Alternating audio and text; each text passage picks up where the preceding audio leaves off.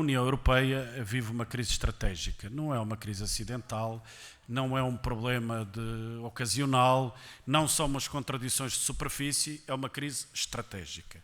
Essa crise estratégica começou há muitos anos atrás, em particular com o Tratado de Maastricht, que instituiu o roubo do Estado Social, primeiro aos países do Ocidente, mais tarde com a queda do Muro de Berlim, aos países do lado oriental da Europa, que foram perdendo o seu Estado Social, os seus serviços públicos e foram desvalorizando o fator trabalho. Tudo isso sofreu um salto de qualidade com a moeda única, que introduziu, para além disso, a desigualdade económica. O grande problema da moeda única e do euro é a bulha entre a França e a Alemanha.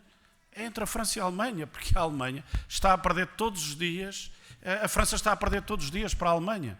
E, portanto, esse diferencial é incomportável no conjunto da situação europeia.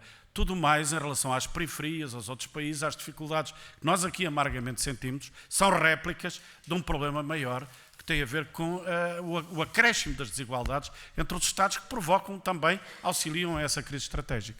Mas temos mais, temos o recentramento militar da Europa, problemas complicados em que as estruturas políticas não confinam nem se compatibilizam exatamente com aquilo que está a ser o recentramento militar na Europa, com novos problemas que têm a ver com o leste europeu e com a reorganização das potências a nível mundial. Isso cria um conjunto de outras instabilidades na Europa e, finalmente, depois dos anos dos triunfos neoliberais, etc., temos uma onda conservadora fortíssima na Europa, que vem acompanhada de quê? Da ferramenta com que os partidos conservadores, e agora já o que resta dos partidos social-liberais, se agarram para manter o poder político e ganhar eleições, que é o nacionalismo. E o nacionalismo é mortífero para qualquer projeto de união política. E, portanto, temos o nacionalismo alemão, temos o francês, temos os outros todos, que estão todos em grande crescimento.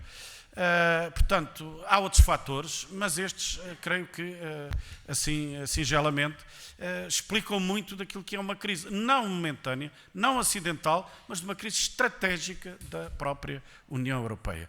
Nós temos agora o Conselho Europeu, que é uma espécie de corte do Luís XIV ou do Luís XVI, em cima de uma fratura sísmica, porque a Europa está a balançar nisso, de uma enorme instabilidade. O traço é enorme instabilidade e há inclusivamente sinais de desagregação de vários regimes políticos dentro da própria União Europeia, já não falando de outro tipo de pulsões, aqui mesmo ao lado, no Estado espanhol, a Catalunha, etc., etc. Tudo isso concorre para o clima de instabilidade política e para a crise estratégica que vive a União Europeia. Creio mesmo que devemos denunciar o facto da Merkel, ao lado do Rajoy, ter vindo agredir os catalães esta semana. É uma coisa verdadeiramente indecorosa e mostra a realidade da identidade colonial que a União Europeia vai atravessando.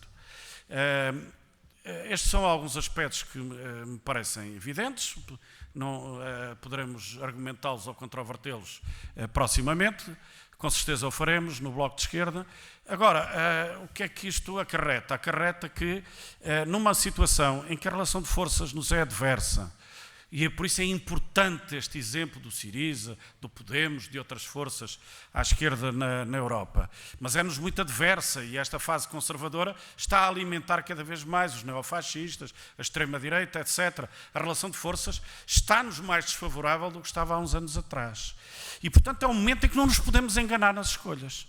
Quem achar que se encostar à atual União Europeia para defender a democracia, isso é um equívoco histórico. É um equívoco perfeitamente histórico. Não é encostando à atual União Europeia que se defende a democracia contra a avançada da direita e da extrema-direita. É exatamente combatendo esta União Europeia, o seu fator antidemocrático, as suas pressões reacionárias, o seu modelo conservador de empobrecimento dos povos, que nós podemos criar alternativas à esquerda. E essas alternativas à esquerda são não apenas úteis para a persecução das causas que nós defendemos, e nomeadamente para uma alternativa socialista, mas são também úteis para impedir que largos setores populares contra a União Europeia não abracem a direita, mas sim abracem outra alternativa.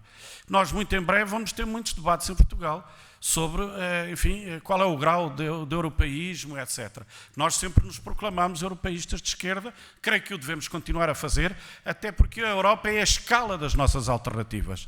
Mas isso significa uma luta sem quartel contra a União Europeia. E isso significa que nós devemos manter, fizemos 2 anos seguidos no Parlamento, na Assembleia da República, a defesa do referendo ao Tratado Orçamental. O referendo ao Tratado Orçamental é o elo fraco, é o elo da escolha, é o elo em que podemos estabelecer campos e pôr campos em confronto.